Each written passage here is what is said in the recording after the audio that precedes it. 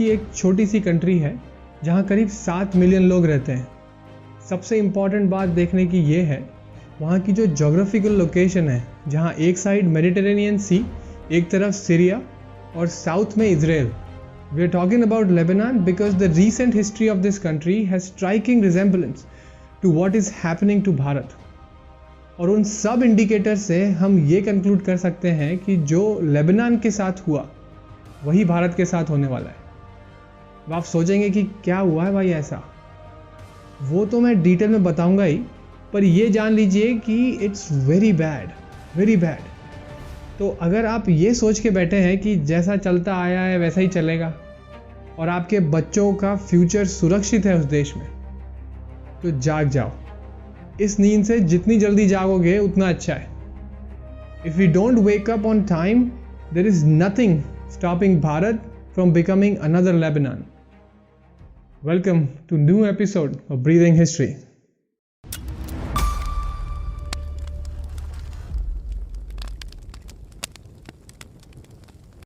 उन्नीस तक लेबनान में मैरोनाइट क्रिश्चियन मेजॉरिटी में थे, अप्रॉक्सीमेटली 54% of the population.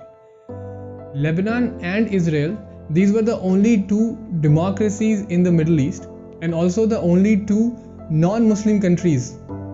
तो उसका जो कंक्लूजन आपको निकालना है आप निकालिए।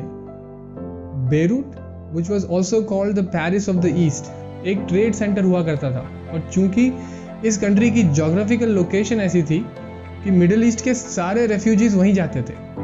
तभी तो ऑटोमन एम्पायर के समय में भी लेबनान मुस्लिम मेजॉरिटी नहीं हुआ, क्योंकि ऑटोमन एम्पायर से बच के सारे टाइप के क्रिश्चियन सेक्ट्स लेबनान की शरण में ही आए। अराउंड 1970 जब पैलेस्टाइन एक्सोडस हुआ था, तो पैलेस्टाइन के सारे मुस्लिम रेफ्यूजीज वो लेबनान गए, जबकि Islamic countries like Jordan and Iran, इन्होंने इन रेफ्यूजीज को लेने से मना कर दिया। दिस वाज स्ट्रेटेजिक, आपको पता चलेगा आगे। बट अब ये जो सब रेफ्यूजीज हैं वो लेबनान में सेटल हुए और फिर वहाँ हुआ पॉपुलेशन एक्सप्लोजन। अब इन्होंने वहाँ की डेमोक्रेटिक पोजीशंस लेना स्टार्ट कर दिया, supported by PLO and other terrorist organisations. और इंटरेस्टिंग बात यह है कि ये सारी पॉलिटिक्स ये लेफ्टिस्ट बैनर के अंदर करते थे, जबकि लेफ्ट या सेक्युलर या कम्युनिज्म से इनका कोई लेना देना ही नहीं है। और खुद को विक्टिम और हेल्पलेस प्रोजेक्ट किया जाता था, और जो लोकल नेटिव क्रिश्चियन पॉपुलेशन थी उनको अग्रेसिव राइटिस्ट टैग किया जाता था। आई होप आपको एक स्केरी सिमिलैरिटीज दिख रही होंगी, आगे और भी डरावना है। 1975 आते आते मुस्लिम पॉपुलेशन हो गई थी 44%। तब यहाँ सिविल वॉर स्टार्ट हो गया। इस टाइम क्रिश्चियन पॉपुलेशन थी 54%।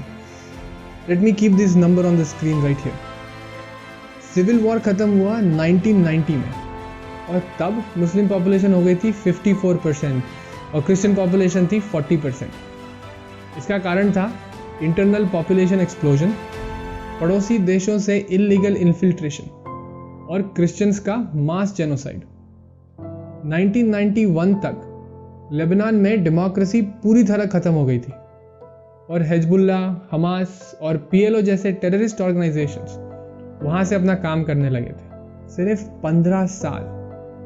15 साल लगे लेबनान को एक फ्लरिशिंग डेमोक्रेसी से टेररिस्ट ऑर्गेनाइजेशंस का ट्रेनिंग कैंप बनाने में।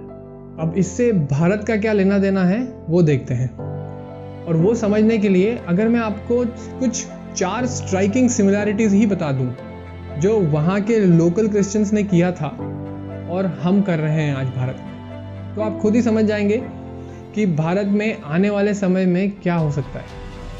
जो वो कर रहे हैं वो बहुत प्रेडिक्टेबल है। Let's see. The first one is they let refugees इन।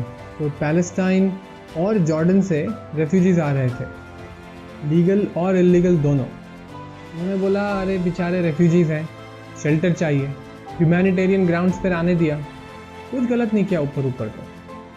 और ये तो एक लंगर जैसा डाला था।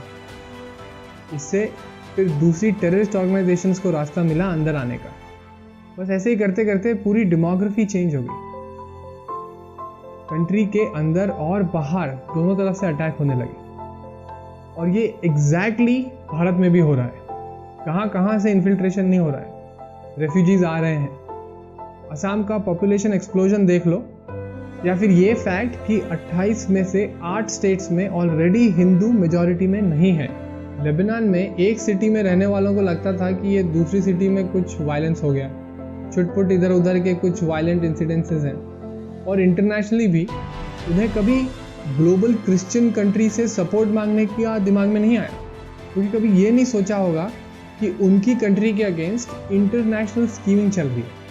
सेम भारत में भी हमको लगता है कि अरे ये राइट्स तो दिल्ली में हो रहे हैं, ये तो बेंगलोर के प्रॉब्लम है, एक्सोडस तो बंगाल में हो रहा है या कश्मीर में हुआ था, ये वहाँ के लोगों का लोकल इशू है।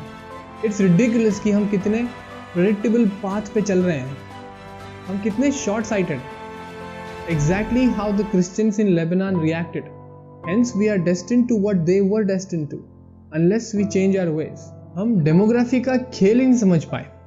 Population growth is a very important parameter जिसपे ना लेबनान के क्रिश्चियंस ने ध्यान दिया था और ना भारत के हिंदूज ध्यान दे रहे हैं। हमारा ध्यान के काय पे है, हम दो हमारे दो, या फिर ये सेंट्रल मिनिस्टर ने स्पेलिंग मिस्टेक कर दी ट्विटर पर, या फिर एक एडिटेड वीडियो सदगुरु का जिसमें उन्होंने ऐसा क्यों बोल दिया।